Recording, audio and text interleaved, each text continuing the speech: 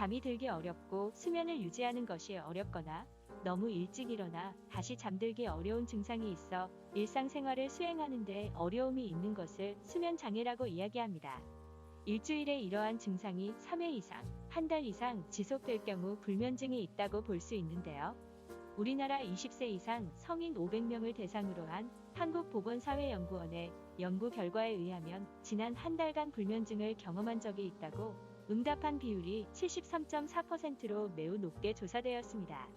불면증의 원인으로는 우울증, 조울증, 불안증과 같은 정신과적 질환과 동반되는 경우와 질병과 외상 등 신체장애나 신체 통증과 관련되어 불면증이 생기는 경우도 있으며 잠자리의 변화와 환경의 변화로 인하여 불면증이 생기는 경우와 하지 불안 증후군, 호골이, 무호흡증과 같은 수면 관련 질환 등이 원인이 되어 불면증이 생길 수 있으며 뚜렷한 원인이 없이 생기는 1차적 불면증 등도 있습니다.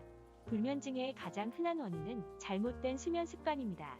잘못된 수면 습관을 수정하고 건강한 수면을 취할 수 있도록 수면 위생을 잘 지키는 것이 중요합니다.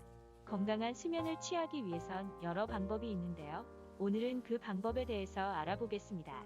하나, 낮잠을 피해야 합니다. 밤에 충분히 자지 못하여 낮에 낮잠을 너무 길게 자게 되면 밤에 자지 못하는 악순환이 일어날 수 있어 너무 긴 낮잠을 자는 것은 피하도록 해야 합니다. 둘, 잠자리에 누워있는 시간을 일정하도록 해야 합니다.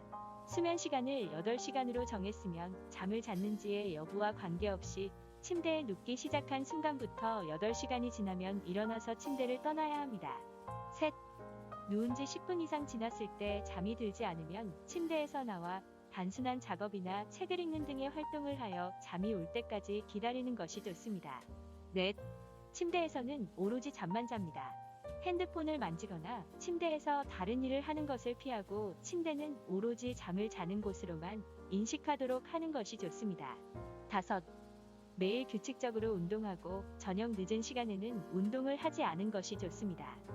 밤 늦은 시간에 격한 운동을 하게 되면 오히려 각성 효과로 잠에 드는 것이 어려울 수 있습니다.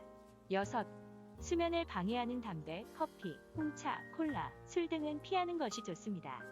특히 술은 수면을 유도하는 효과가 있지만 숙면을 방해하여 잠에서 자주 깨고 깊은 잠에 들지 못하게 함으로 금주하는 것이 숙면에 좋습니다.